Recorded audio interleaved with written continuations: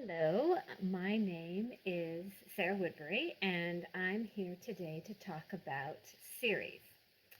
Now, probably it makes sense to start out talking a little bit about who I am and why I'm here.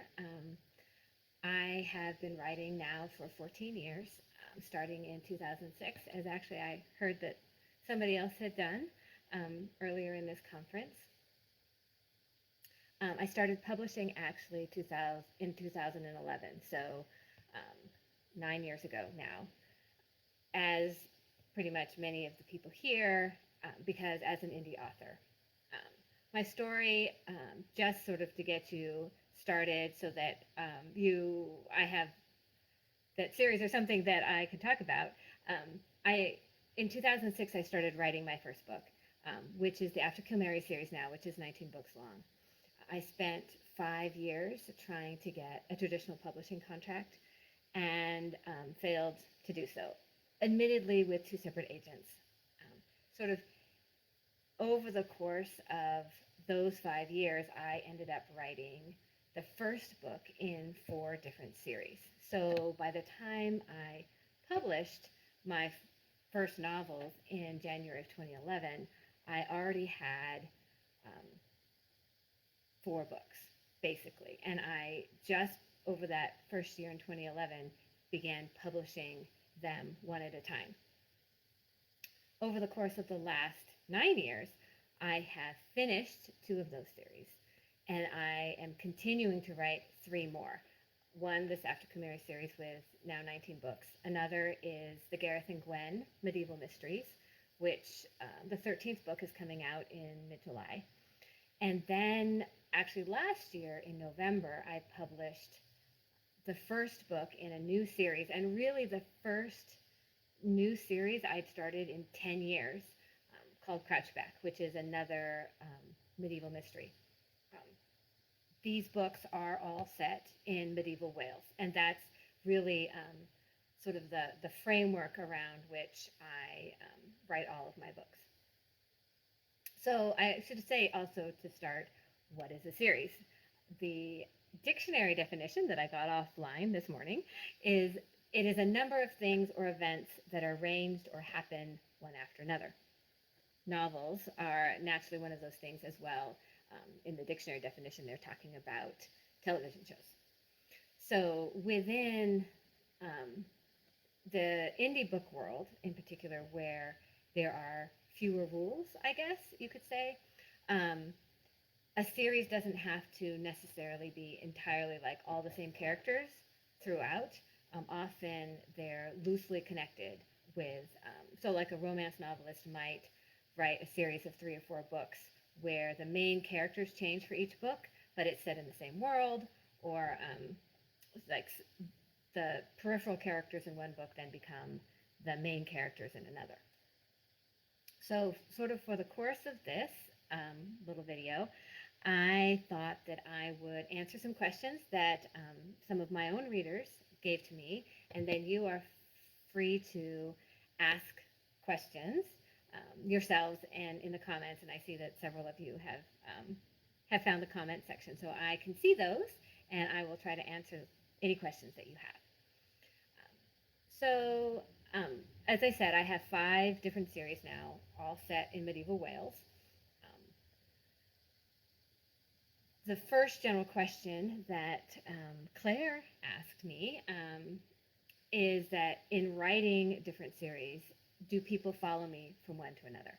You know, honestly, as an author, not just an indie author, but any author, this is an obvious concern. So I could write 19 books in one series and then 13 books in another, as I have, but if those 2 groups of people don't mix, then my job as an author of bringing people into my literary world becomes all that much harder.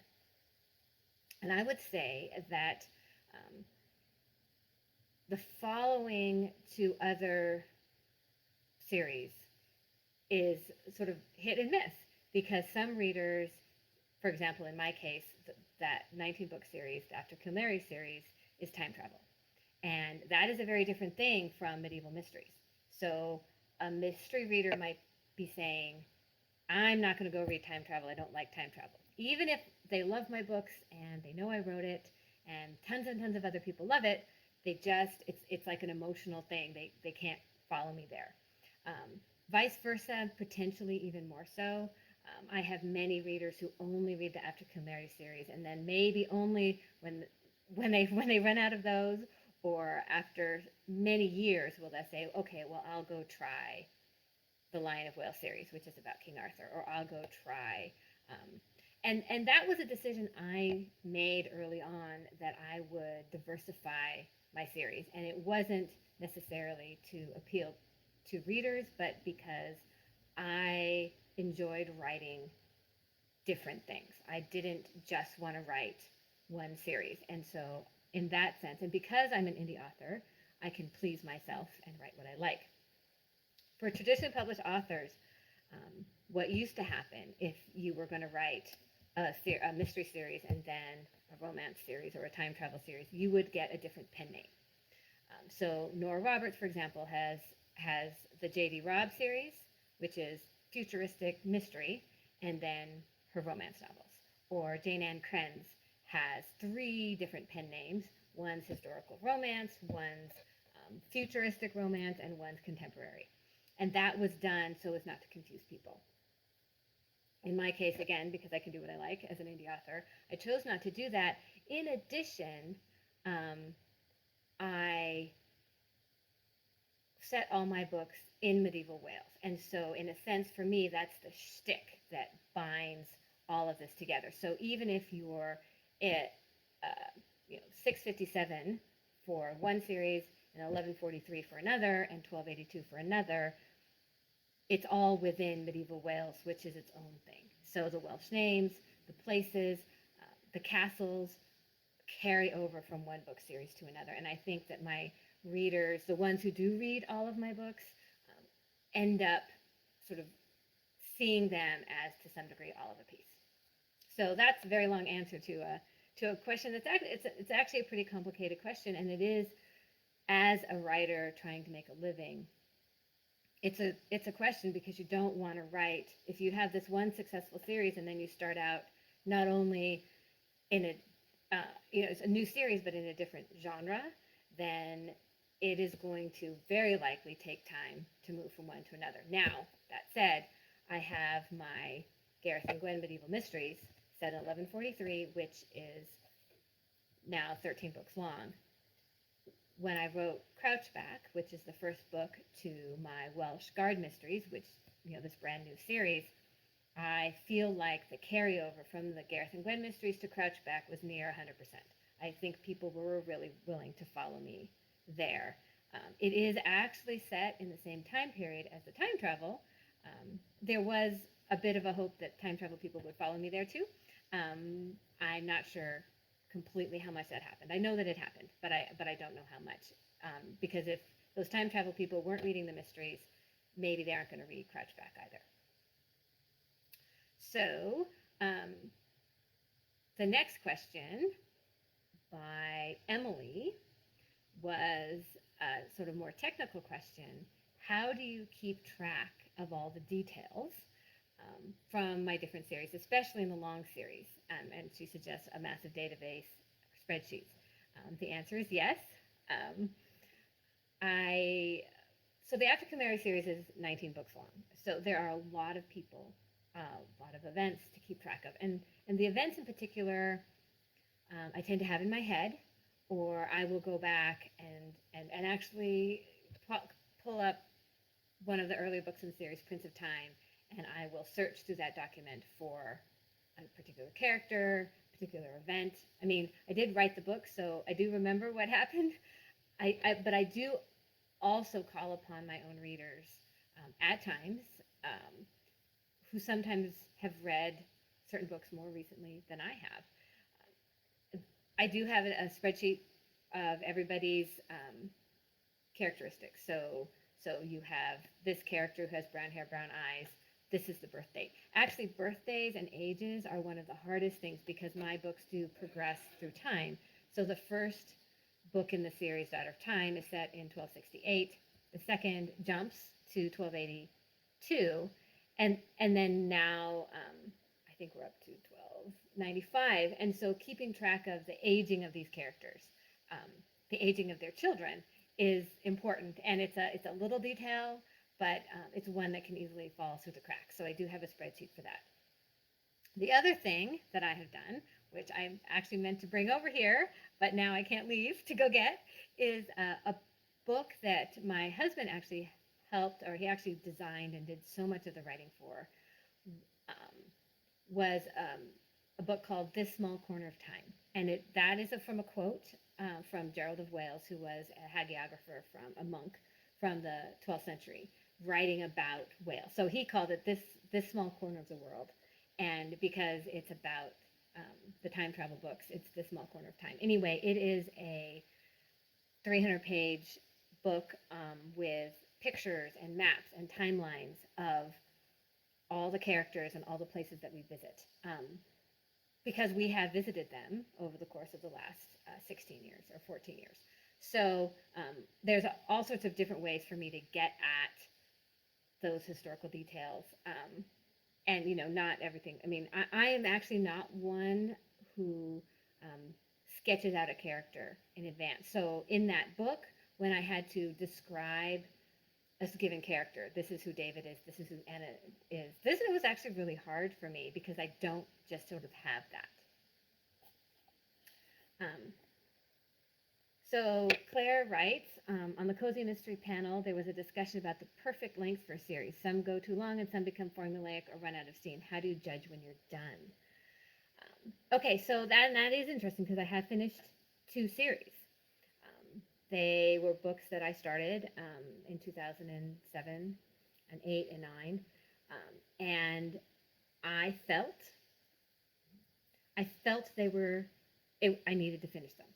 I mean, it really is like that, like how I felt. They're both also, they're not mysteries, they're not the time travel, they're both Arthurian. So one is called the Lion of Wales series, King Arthur, and the king, partly because the King Arthur story has a beginning and an end, to a certain extent. I mean, sometimes he dies at the end, but I felt I needed to do justice to that story. The second series is The Last Pendragon Saga. Again, it is about a real person, Cadwaladr ap Cadwallon, who lived in the 7th century. And again, I felt that was a complete story arc, that he had a journey that I needed to put him on and end. The 2 series, so the mystery series, the cool thing about a mystery series as an indie author and as somebody who wants to just continue to write, is that mystery series can go on literally forever. So J.D. Roberts, who I mentioned before, I think her in-depth series is up to like book number 48. So with mystery series, there are no rules. Like, you can just keep going forever as long as you have a mystery to tell. You've got your 2 detectives or whatever, and they can just go to town. The good thing in particular about both the Gareth and Gwen series and the Lion of Wales and the Welsh Guard mysteries, which is my new mystery series, is that they're based in real history, and that history is incredibly rich for mining details that I think keep the story fresh. And that's, the question, so has it not become formulaic? Well, the thing about a mystery is they are formulaic. I mean, you want to keep surprises, it's not the same death every time, and your character should grow and develop. But they are by definition formulaic, and that is helpful in actually keeping my books less formulaic. The time travel are a different issue at 19 books long. And when I started out, I did not intend for them to reach this point. Each book that I wrote, I wrote Footsteps in Time first. Tried to sell it to publishers, couldn't. In that process, as that was unfolding, I wrote Prince of Time next, but there's not a lot of point in writing sequels to a series you can't sell in 2007 and 8, when indie author wasn't really an option. So I put those aside, And then one agent suggested that I'd started the story in the wrong place. And so I wrote Daughter of Time, which is a prequel. When I came to publishing the books myself, then I had those 3 books in that series just to publish. It took a little bit actually to write the next book in that series, which is Crossroads in Time. But by the time I did that, I knew that sort of the next part of the story, which meant that that was going to be 2 books, Crossroads in Time and Children of Time. So by 2012, I had 5 books in that series, and I honestly intended at one point to stop there.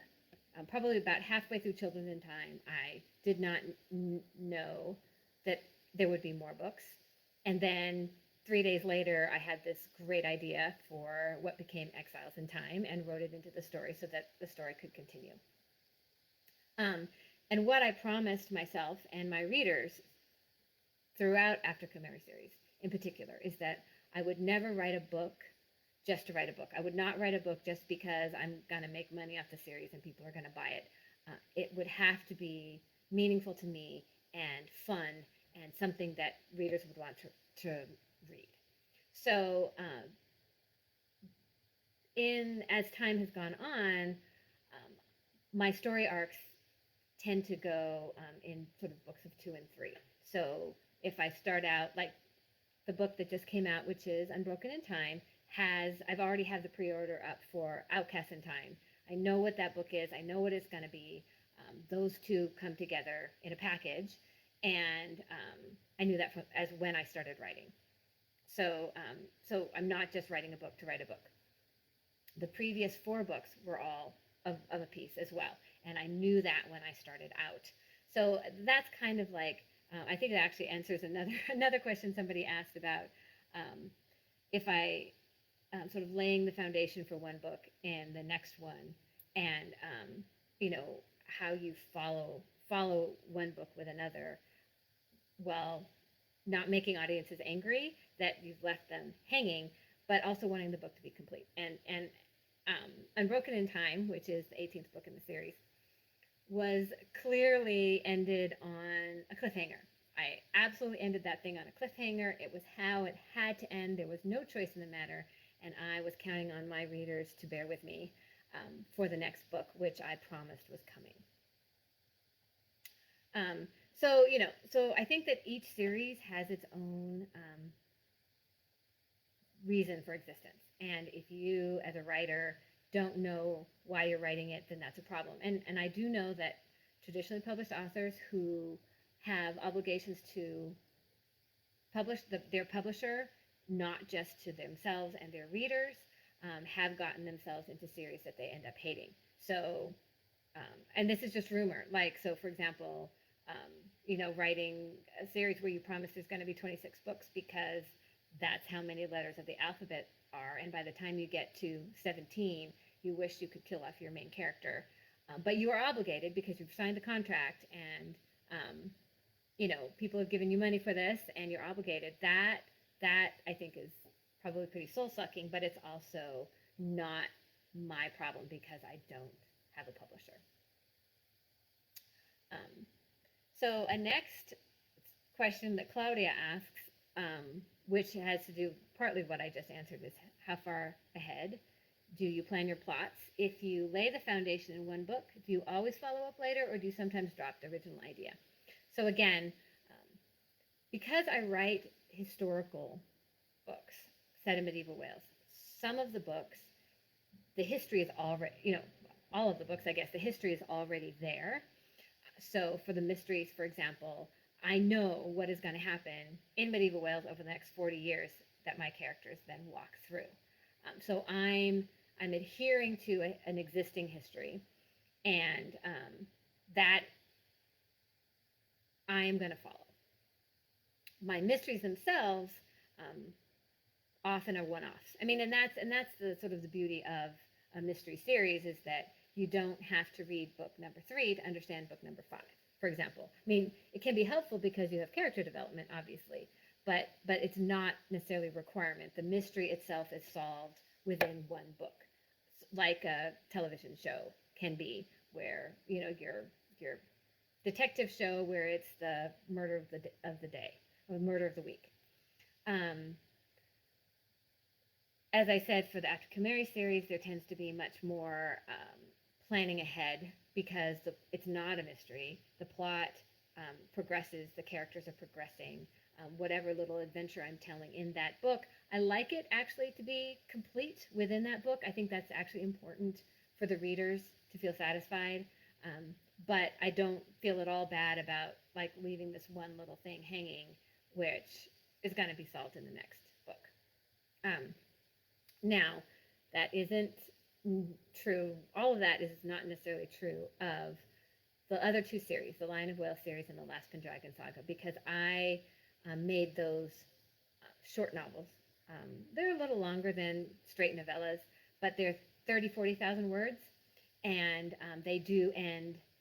They do end with the assumption that you're gonna get the next book. And partly, I give the first book in 4 of these series away for free, and that is part of the thing about like For Cold My Heart. You read it, you get to the end. There is a little bit sort of a ending, but it's more of a chapter ending rather than a satisfying novel ending. And that is because the book was only 30,000 words, and you got it for free.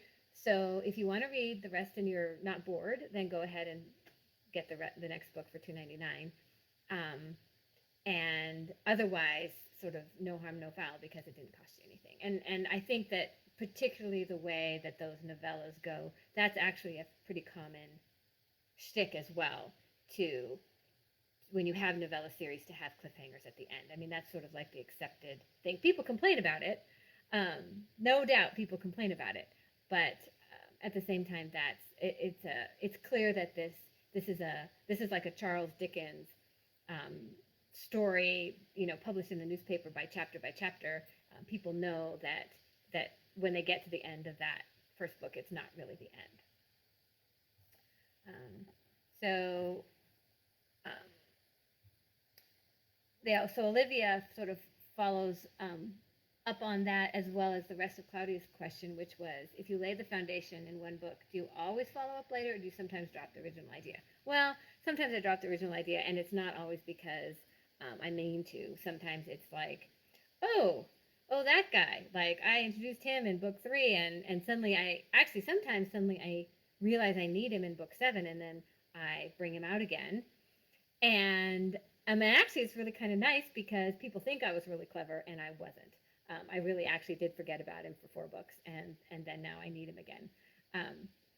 So, sometimes I do plan very far ahead. I have this vision all the way down the road, and sometimes it just looks like I do. So yeah, Olivia asked, how do you not leave audiences angry? And obviously no author wants to leave an audience angry that the book ended on a cliffhanger. And as I said, like with Unbroken in Time, I knew what I was doing at the time. I ran it by people before I published it, and I was like, I have to do it. And I think that you have to have, as an author, you have to have confidence in your series, in your book. And so actually the other massive cliffhanger, in a sense, is the ending of Daughter of Time, which is the prequel to my After Khmer series. It's the book that I give away for free. It's the book that everybody reads. And initially, when I first published it, I got hundreds of 1 stars because people were really angry about it. I think over time, and I'm not sure what has changed. Either it's become more acceptable, or people understand, because I put in the description, this is a prequel. Like, the first book is Footsteps in Time. That gets complicated too because of the way Amazon lets me publish my books. It has to be labeled 1, 2, 3, 4, 5. So if you go to Amazon, Daughter of Time is book 1. But there is a book 2. So I mean, I think it's different if like someone publishes it and it's a first book and then it ends on a cliffhanger and it's years before the next book comes out. I mean, I think that can be a very different thing. But since I published all 3 of those books at the same time, I think that made it easier for readers to know that, like, okay, there's more. And I actually put the first chapter, Footsteps in Time, in the back of Daughter of Time, so that they do know, like, this book is here, I can go get it right now. Yeah, Claire asks again, have you ever been influenced by requests or complaints from fans to do certain things in your series? Well, yeah, people email me, message me all the time with like their thought for what comes next. And most of the time, I deliberately ignore them. I'll say nice things back, like, oh, we'll see what happens. People, they get invested, which is fantastic. You want passion. But I really can't let that influence where I'm going to go. I did have a friend who was like, can you write me into your book? And I was like, sure, I'll make you like this little side character. And I named him Justin, and then I killed him off in a later book. And I told him about it, and he was super excited that I killed him off. But I really try not to, because it does have to be my own vision, and I can't be worried about what everybody thinks, because it's like this one person just sends you an email. It's one person out of, I've sold 1 million books now. Probably 2 million people have read Daughter of Time because it's free. That's 1 million people. Like that's just way too many to worry about what individual people think. Now, I would be concerned if I put out a new novel and the reviews from people who normally really like my books don't like it. Obviously, I would be concerned about that and about what I did, what happened with that. But even then, sometimes, it's like I had this person who's come along with me for 15 books, and suddenly on the 16th they hate it, and it's like, well, it is really the same thing. Or I had some review on Amazon that didn't like the ethnic diversity in my books, and I was like, you just noticed, that kind of thing, you just have to shrug off.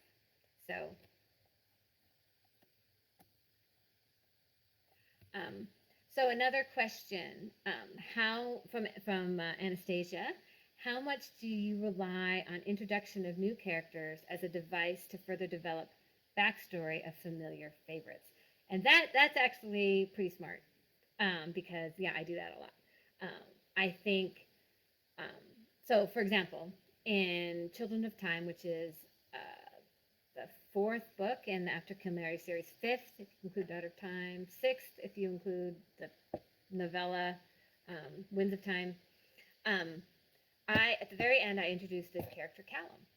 And my mother-in-law, who was a professional editor at one time, is a reader of my books, and she actually was editing this for me. And she's like, why did you bring him? Like, why? And I'm like, I need him later. And he has become a major character throughout the rest of the books. And the same could be true in bringing Michael and Livia, who are the main characters in Refuge in Time, back. It's like, I need them. I will need them later. I do have a plan. Yes, both Exiles in Time and Refuge in Time, these books that are 10 books apart, are focused on not the main characters. And I do certainly get reviews and responses from readers where like, I want more David. And it's like, we'll get back to him. This is like a plan. I have a plan. And I introduced them in partly for the benefit of the series, and I introduced them partly to keep it fresh for me, that I can take a moment to write about different characters. And truthfully, that's actually how I have written these multiple different series too. So I've gotten myself in a situation where I have now 3 running series, which means I'm writing 3 books a year, 1 for each. And it's like sort of, I've got this schedule that I got to keep now because people are relying on it. And that is so that I am fresh when I come back around to write Outcasts in Time, which I'll probably start writing in another month or 2, that I've just spent 9 months writing these 2 other books in 2 different series. So Stacy also asks, how do you handle language in a series? For example, in the After Khmer series, you have characters who speak Welsh, Saxon, French, University English, etc. How do you juggle all the different languages with the different characters alongside modern versus ancient vernacular? So again, an interesting question. Um, Actually, I'll talk first in reference to the Gareth and Gwen mysteries, because um, that series has received some criticism for its non sort of ancient tone. Like, okay, so we're talking 1143 here. And I chose to write it in a way that was easily familiar to modern readers. So it's not that they use baseball metaphors. I mean, you really do have to watch out for stuff like that, but that they are speaking freely. They use contractions, for example. They they talk in a way that the modern reader doesn't have to struggle. They don't. I don't have these thick Welsh accents where I'm trying to write out that accent in the text. That was a deliberate choice on my part, which I got hammered for early on, um, and now I regretted it at one point, but now I don't. Because it has proved to be sort of the better way and made the books more accessible to people outside of mystery readers. And I think that's one of the things that reading has changed over the course of the last 9 years, as really with the burgeoning indie authors, because um, oh, ebooks actually more than indie authors. So anybody with a smartphone can read a book now, and it really used to be that if your family didn't go to the library, you didn't read books. If your family didn't go to the bookstore for fun, which mine did, you didn't read books. And now anybody can download, the entire planet's on Facebook, and I have, ads on Facebook for my free book, and anybody can download that and read it.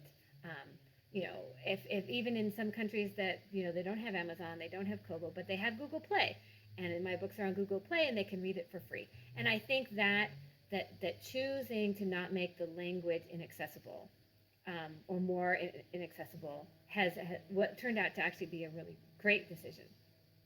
Now, for me personally, I have been learning Welsh for 7 years, and I am still an abject beginner. So the Welsh, at least, I do have an understanding of, however, and pronunciation, as well as some of the language structure. So when I include a Welsh phrase in my book, I feel like I have a handle on what I'm trying to do with it, and I also have Welsh readers who are fluent in Welsh, and so they set me straight if I go away. And actually, truthfully, like in one of the Gareth and Gwen books, I put in they attack Wiston Castle, which is owned by Flemings, and I actually had a native Flemish speaker who corrected, sort of after the fact, unfortunately, but corrected a phrase that I had used, and I put it in, I re-uploaded, and all readers now would see the corrected phrase. But yeah, language is a real issue, and I also made, I guess it's actually a political decision to use the Welsh names, Llywelyn, Rhys, Catherine, Hywel, because this is medieval Wales, and the Welsh are still, one of my readers posted this diatribe that somebody got published in the Sunday Times about how the Welsh language was ridiculous and had all these vowels and it made no sense. And it's like, how is that being published in 2020? I just don't understand. And so I made the decision to go with the Welsh spellings and the Welsh names up to a point, now understanding that some things have been so anglicized that they continue. And also, trying to be helpful with the name. So Thomas, Tomos, instead of Thomas. That's a name I could use more often. Yeyen is hard for people to comprehend. Llywelyn is the name of the prince, so we're stuck with Llywelyn.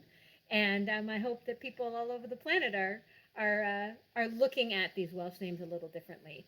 Tolstoy used Russian names, and they're incredibly complicated, and people complain about it, but they don't complain about it in reviews in the same way that I felt like I was getting English speakers who are used to the anglicization of names. Um, Anne McCaffrey put apostrophes in her names and nobody complained. So, and actually, my poor narrator, so I have a new narrator for the Welsh books, Tom Mumford, who's fantastic, and he's Welsh. And I gave him this name, Dortzic, which is Saxon, in the Lion of Wales series. And I put that name in the book years and years ago deliberately because I was like, okay, all these people are complaining about all these Welsh names that they can't pronounce. So I'm going to put in this book the most difficult Saxon name I can find. And I did. And I made him a somewhat sort of a peripheral character, but he's in there.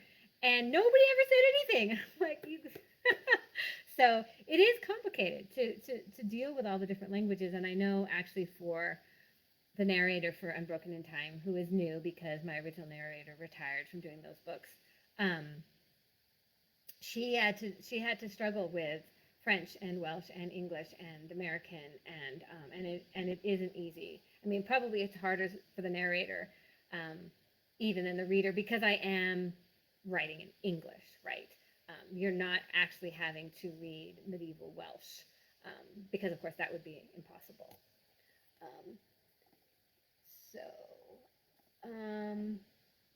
Stephanie asks, when you get an idea for a story, how do you decide if it's going to be a series versus a trilogy or something smaller? And have any of your series begun as something you intended to be a trilogy but turned into a series? Yeah, and so that's sort of what I was saying about the After Khmer series is that I had an intention to stop maybe at Children of Time, where David becomes king. Sorry, spoilers.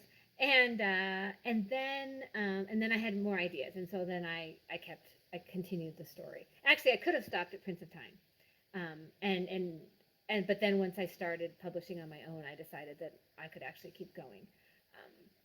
The one hanging book that I have is Erase Me Not, which is not Welsh. It's a sci-fi thing, and I have written one, and then did essentially, it's a standalone book, but I essentially abandoned pursuit of doing more. And truthfully, both the Last Pendragon Saga and the Lion of Wales series, for many years, I published Cold My Heart, for example, in 2011, and I didn't finish the series until 2018, I think. And so that actually hung over me. It was even worse for the Last Pendragon Saga, where I actually tried to write to finish the story. I've rough drafts, 40,000 word rough drafts that I abandoned. I just couldn't get it right. And then actually when I decided that it could be novellas was the point where I was able to actually finish both series. So, there's like a lot of internal stuff going on. I realized that readers potentially don't know. Because, there's an element where this is a job, which it is a job, but there's an element where, like, I feel stuff. And if you, like, I'm not one to be like, I'm not going to write today because I don't feel like it. I write 1,000 words a day, every day. And I'm really disciplined about that. But then, if a book isn't working, it's not working. And you just can't force it. And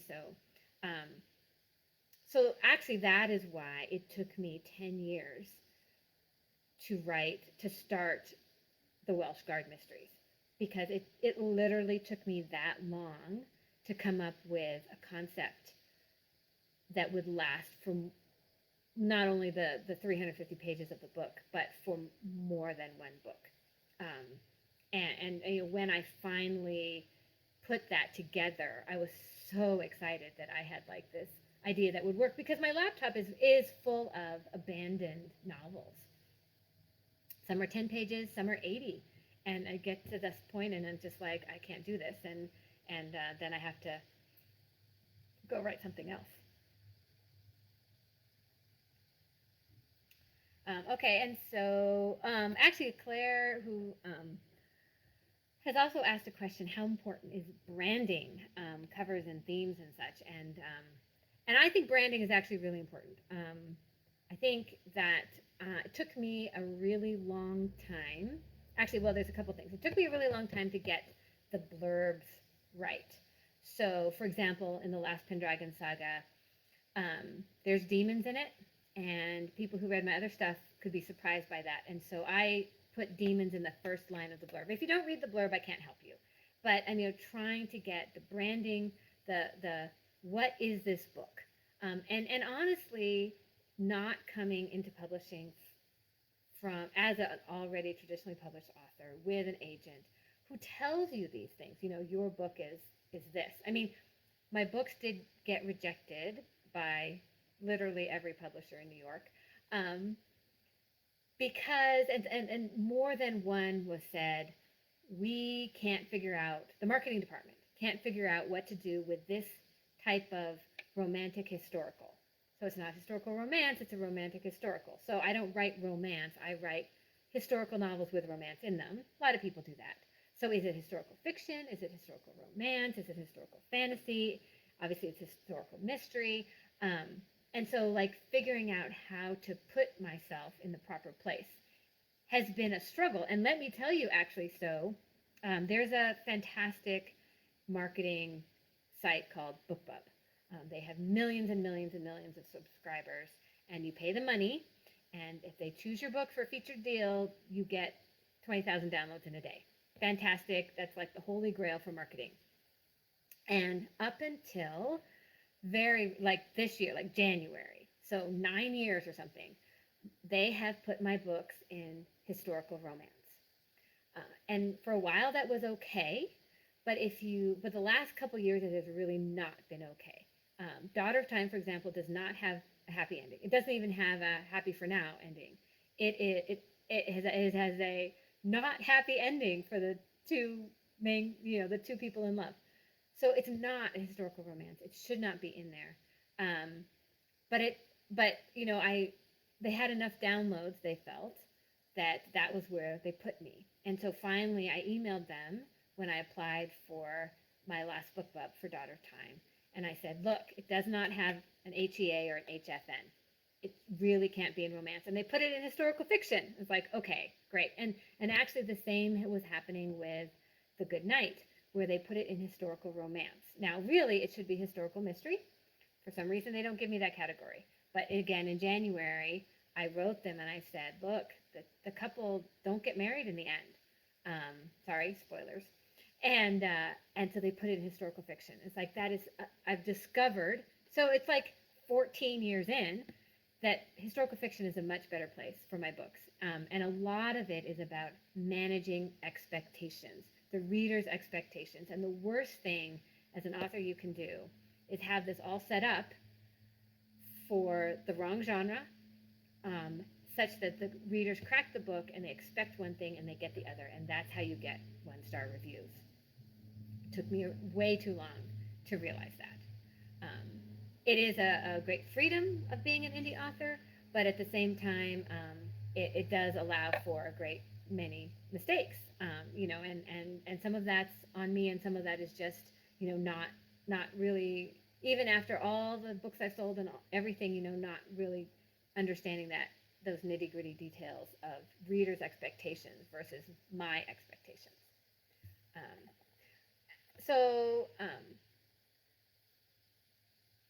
Claire says she has a series limited by the number of people in the group, a book for each, but I feel for one of the other characters so I can write them a book too if I want to, which is absolutely true. That's the thing is so I wrote Refuge in Time, which is about Michael and Livia, and it is actually romancy, so, and I can do that. I can write a book about this, and I am aware of what my readers want. And it isn't to say that I don't cater to that to one degree or another, but it does. Being an indie author does mean that there are no rules if you don't choose to follow. I mean, it's good to know the rules, which is sort of where I was falling in with getting my books in historical romance by mistake. Better to know the rules. If you're going to break the rules, it's good to know why, and good to know that you're doing it. So I have also, for branding and themes, gone round and round and round and round. My covers are more romancy. Well, if my books are in the historical romance category, they should be. If they're in historical fiction, then I get to do something else. And I have literally run the gamut for all of them. I sort of feel like I'm in a good place with them right now. But that's, 6 months from now, I could be like, oh my gosh, I got to redo all my covers for this series because I'm just so done with them. It just sort of depends. So, so we're at 45 minutes now. If anybody, I don't know if I'm seeing a delay in the questions, or if anybody has another question, I would be happy to answer it, about writing series or truly anything else if you have a question. And otherwise, I really appreciate you coming and listening today. And I think thank you to Claire also for inviting me to talk today about series.